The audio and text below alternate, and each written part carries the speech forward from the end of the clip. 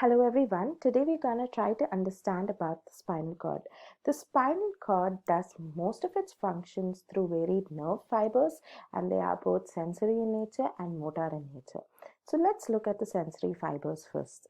The sensory fibers enter into the spinal cord through the left and right dorsal roots. So this is the dorsal root and this is the ventral root. So the sensory fibers enter through the left and right dorsal roots, and their cell bodies are present just outside the spinal cord, and the region where all of these synapses actually occur is signified through a bulge and is also called as the dorsal root ganglion. You can notice that such bulges are present on both the sides. On the other hand, we are looking at the motor fibers. The motor fibers exit through the left and the right ventral roots of the spinal cord. So their cell bodies lie within the spinal cord, so there are no such swellings as we notice in the dorsal root fibers. Next, we're gonna have a closer cross-section view of the spinal cord.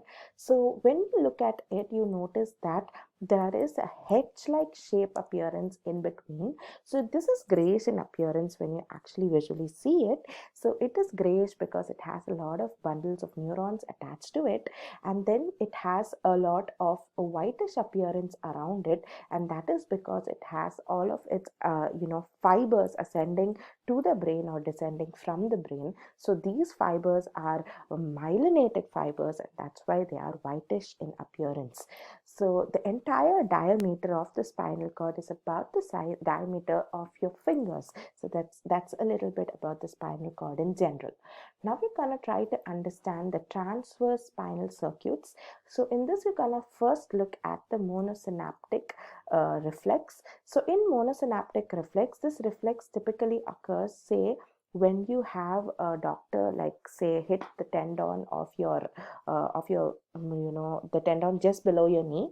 Okay, you will notice that the impulse is carried through the sensory nerves, and then it triggers a spinal cord from which the motor nerves are further triggered and causes the flexion. This is a very simple route of the which in which movement occurs. And then you have the polysynaptic reflex. The polysynaptic reflex is a little complex because it involves multiple a little more neurons than how we saw in this in the monosynaptic. So this best example would be the cross extension reflex, which is also called as the reflex arc, which causes the one of the legs to extend, another one to contract. So that is basically that's why it's called as a reflex arc. So this helps your body to remain in balance. Okay, and it involves a lot of interneurons. So basically the stimulus causes flexion on one side as well as the extension on one side, as well as it causes the extension on the other side and flexion on the other side. So how does this actually happen? So basically, when there is a stimulus, say in this particular leg, the flexor contracts and the extensor relaxes to withdraw the foot. On the other hand, in this leg, the extensor contracts and the flexor relaxes to in the contralateral side of the body in order to support weight or maintain balance. So that is your polysynaptic reflex.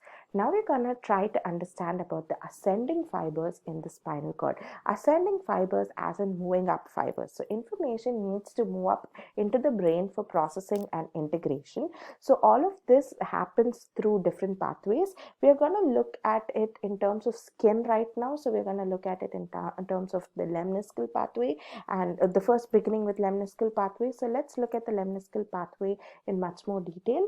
So this is basically an ascending somatosensory pathway, and it carries sensory modalities of touch, vibration, body position.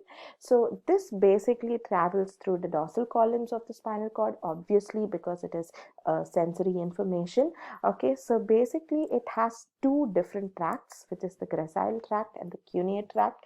So the gracile tract carries sensory information from the lower half of the body, whereas the cuneate tracts carries information from sensory information from the upper half of the body. So for example, from the left arm, it travels up the lemniscal pathway and it reaches the left side of the spinal cord, and it crosses over to the contralateral side of the brain and reaches the right side of the neocortex, and that's why you have contralateral functions. So that is the lemniscal pathway. So this is how information from the left side of the body reaches the right side of your brain. Next, we're gonna try to understand of the spinothalamic pathway. So in the spinothalamic pathway, it has both ventral and lateral portion of the spinal cord, and it carries information about deep pressure, temperature changes, pain, itch, all of that. Okay, so basically a unique feature of this pathway is that it has two levels of neuron. So the level 1 neuron basically carries the sensory input, okay, from the free nerve endings, and the axons enter the spinal cord on the same side. Then the level 2 neurons, that is at the second level, what happens is from there it can either go through to the same side of the brain, or it can travel on the opposite side. So 50% generally goes to the ipsilateral side and 50% to the contralateral side.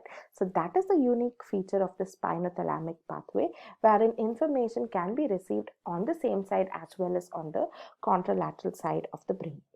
Next, we're going to look at the descending fibers in the spinal cord. So basically, after the brain receives the information, so in the previous slides, we saw how the brain receives information through the ascending fibers. So something has to be done with the information. So that is basically accomplished through the descending fibers. So the descending fibers in the spinal cord basically allows you to do the behavior. So basically, when there is a trigger in the brain, through the ascending fibers, the brain processes it, understands it, and causes your body to have a behavioral manifestation.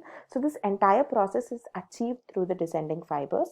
So when we are looking at it, it is responsible for movements of lips, tongue, jaw, and eyes, and this is controlled by cranial motor nerves, whereas on the other hand, the rest of the body is governed by the spinal motor nerves. So such movements on the head is through cranial motor nerves, and rest of the body is through spinal motor nerves. So classification of descending fibers can also be done in terms of functions, which is the pyramidal pathway and the extrapyramidal pathway.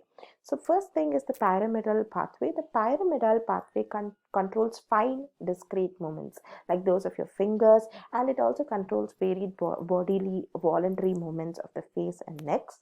So a unique feature of the pyramidal pathway is that from the cerebral cortex, these motor fibers move into the spinal cord and the brainstem, and then accordingly causes the varied parts of the body to function, okay, in a certain manner. Whereas the extrapyramidal pathway, it controls smooth integrated voluntary movements in specific and not really discrete fine movements, okay.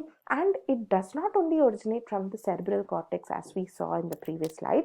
It has widespread areas in the neocortex and varied also subcortical regions. So then together what happens is these descending fibers causes certain behavioral manifestations to occur. So I hope this video has given you an overview of how spinal cord functions, how through the spinal cord the brain receives information, and also from the spinal cord how the brain communicates different behavioral manifestations to the rest of the body. I hope the video was information. Thank you.